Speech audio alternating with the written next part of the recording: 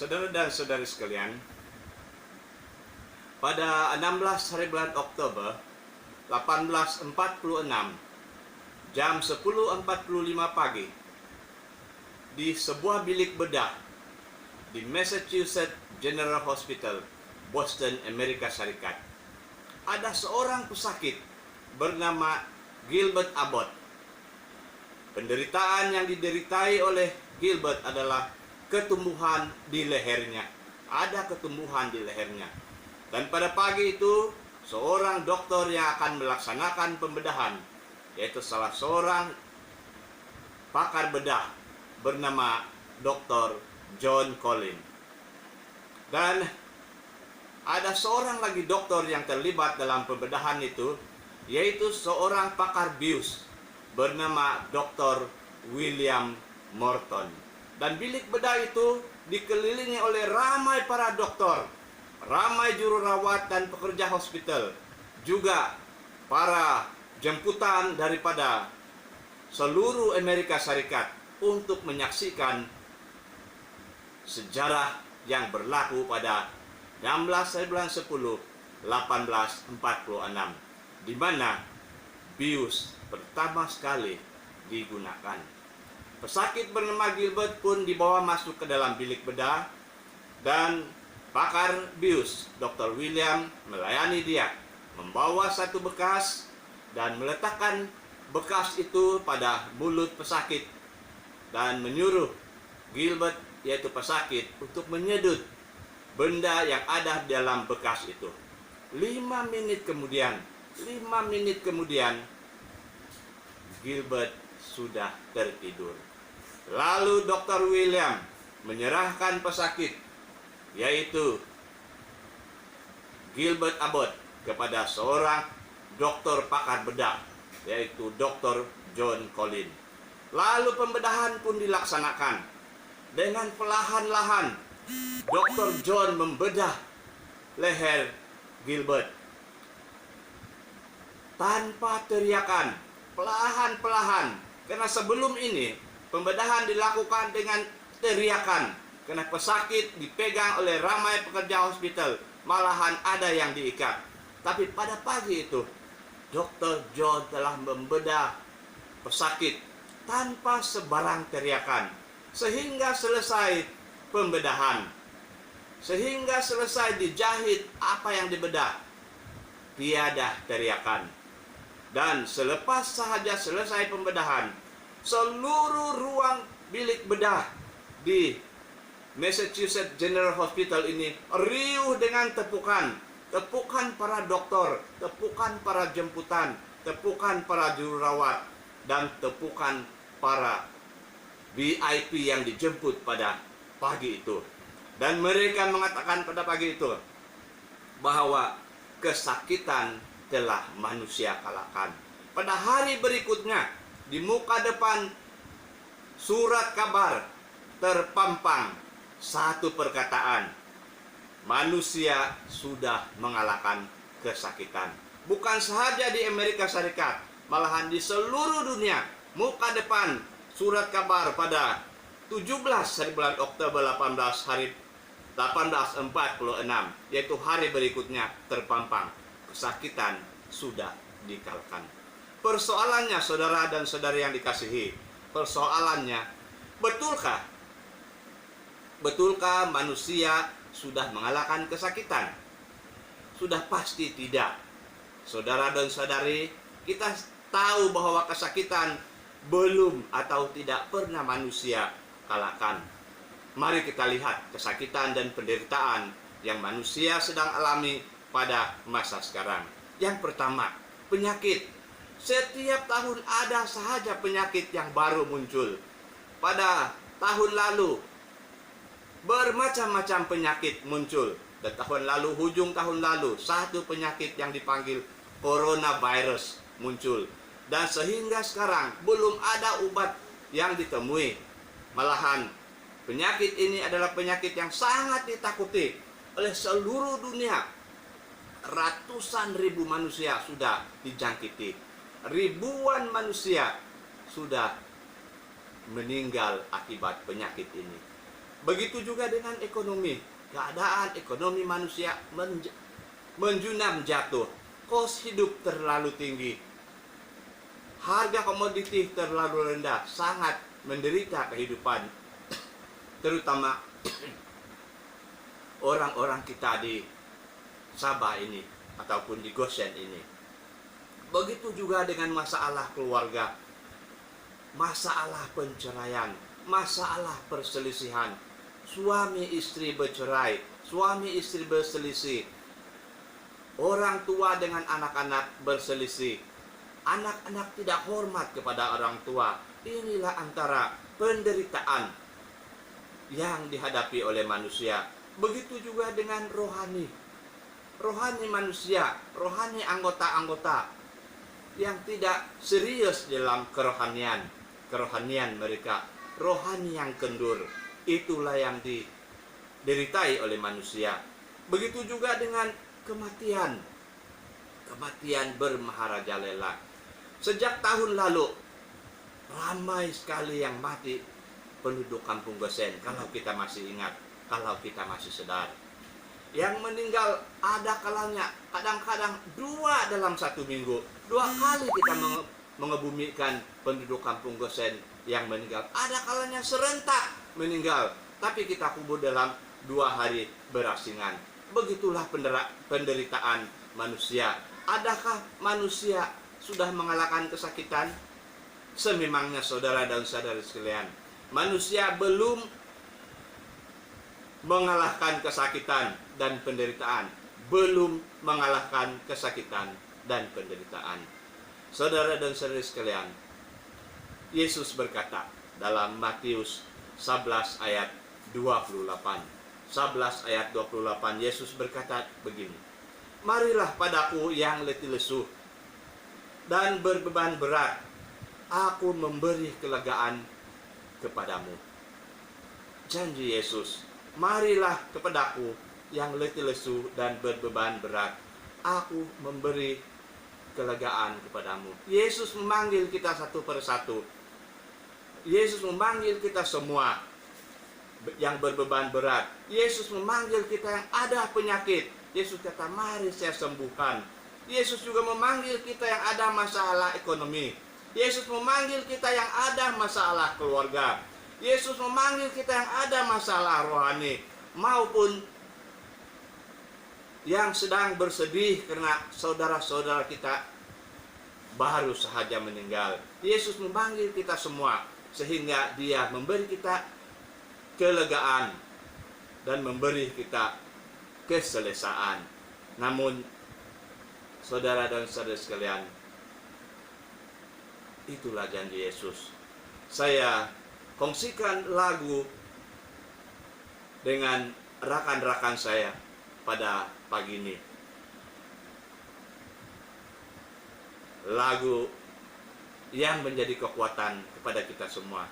Kada ketongob Yesus nusondihon.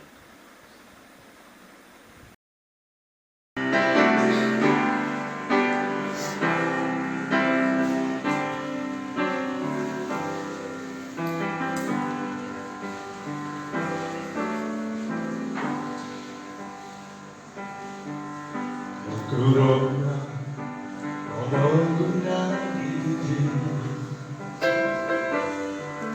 mau sesuai untuk terima,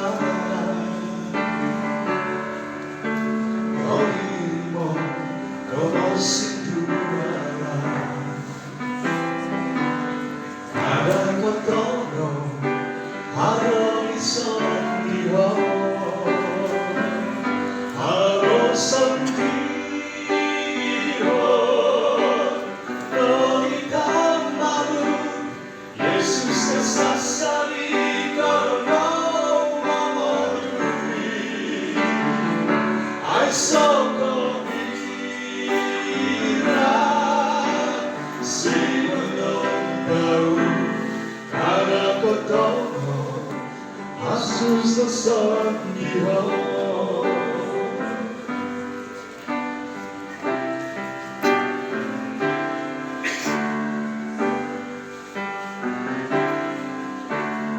Masa Kristo Tungkol sa mundo O sorong takong pinangantakan O gina o prosesaan Kada kotono Aro isang dihon Aro sangkihon Gawitang malu Yesus kasasari karong mamalumi Ay sokong iran Si belum tahu Ada berdono Yesus kesendirian Harus sendirian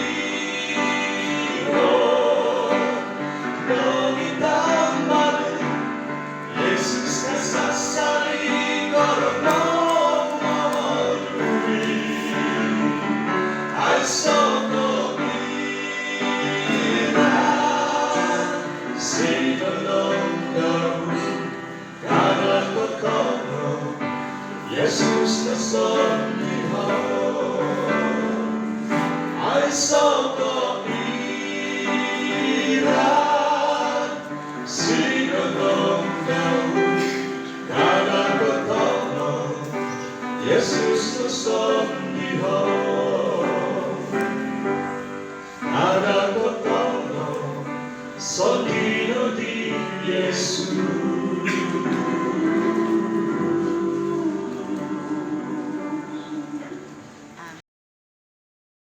Kada ketongop Yesus nasandihon. Itulah lagu yang sudah kami sampaikan sebentar tadi. Terima kasih pada Cikgu Limon dan Cikgu Bentley yang sudah menyanyi bersama-sama saya melalui lagu tadi, Yesus nasandihon. Namun saudara dan saudari yang dikasihi, ada kalanya walaupun kita terus-menerus bersandar kepada Yesus Kristus, namun kesakitan dan penderitaan itu tetap kita deritai, tetap kita rasai. Kelegaan itu tidak kita pula rasakan. Namun saudara dan saudari sekalian, puji Tuhan, Ellen White mengatakan dalam bukunya Manuskrip Rilis jilid ke-10 muka surat 266,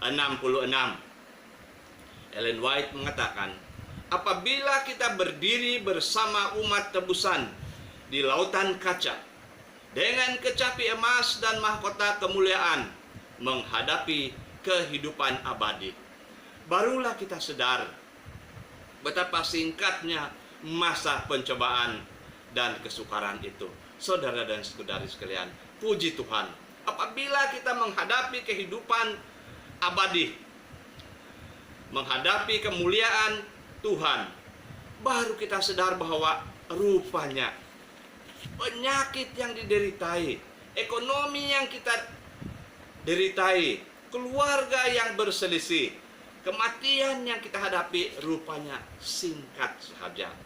Singkat saja masa pencobaan dan kesukaran itu, singkat saja saudara dan saudari sekalian.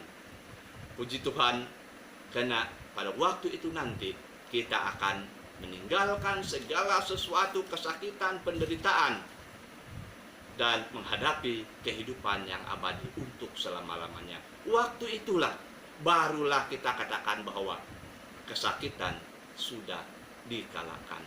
Sekali lagi saya akan menyanyi bersama Cikgu Limon dan Cikgu Bentley dengan lagu bertajuk Oh Jerusalem.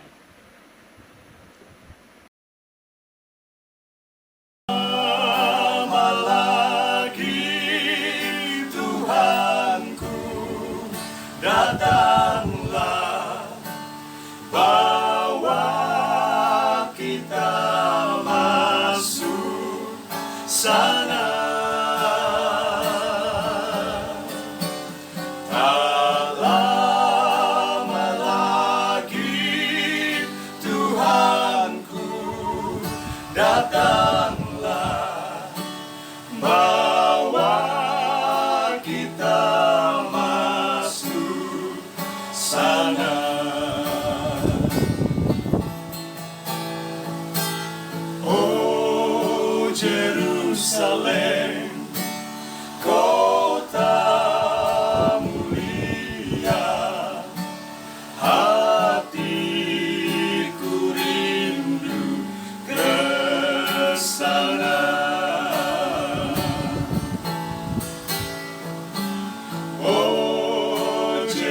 Yerusalem, kota mulia, hatiku rindu ke sana.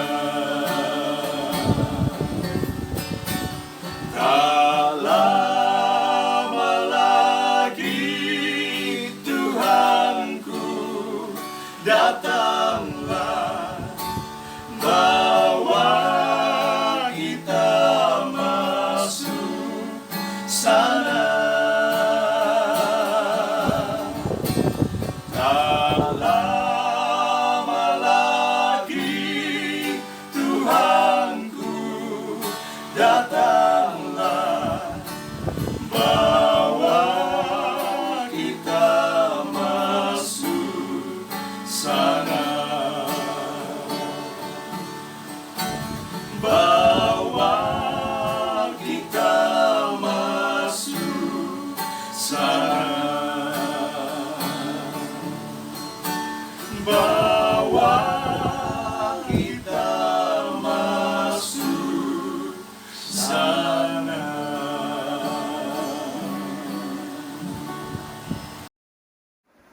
Tak lama lagi Yesus akan datang. Semoga perkongsian yang sudah disampaikan sudah menjadi kemuliaan kepada Tuhan dan menjadi berkat kepada kita semua. Terima kasih ya Tuhan karena kesempatan ini. Mari kita sama-sama berdoa. Ya Tuhan, Bapa kami yang bersemayam dalam kerajaan surga, kami mengucap syukur dan berterima kasih atas berkat yang Tuhan sudah berikan kepada kami. Kami telah mendapat kesempatan untuk berbakti bersama-sama. Kiranya apa saja yang sudah kami dengar, apa saja yang sudah kami sampaikan, sudah menjadi kemuliaan kepada nama Tuhan dan berkat hari Sabat kepada kami semua. Saya juga berdoa khas ya Tuhan, kumohon kepadamu ya Tuhan, tolonglah. Kiranya Engkau campur tangan di dalam mengakhiri penyakit yang kami takuti ini, coronavirus. Ya Tuhan, tiada yang boleh menghalang kuasa Tuhan, karena Tuhan yang Maha Kuasa. Tolong kami ya Tuhan, supaya penyakit yang sangat-sangat kami takuti ini, sangat-sangat manusia takuti ini, berakhir dengan cepat. Sehingga kami dapat meneruskan aktiviti kami dengan selesa, terutama sekali kebaktian-kebaktian di gereja, aktiviti-aktiviti persekolahan anak-anak kami. Ya Tuhan, terima kasih atas bantuan Tuhan. Terima kasih atas campur tangan Tuhan dalam menangani perkara ini. Ya Tuhan, terima kasih. Dalam nama Yesus kami berdoa dan mengucap syukur. Amin. Saudara dan saudara sekalian, terima kasih. Sehingga kita berjumpa lagi. Salam Sabat. Amin.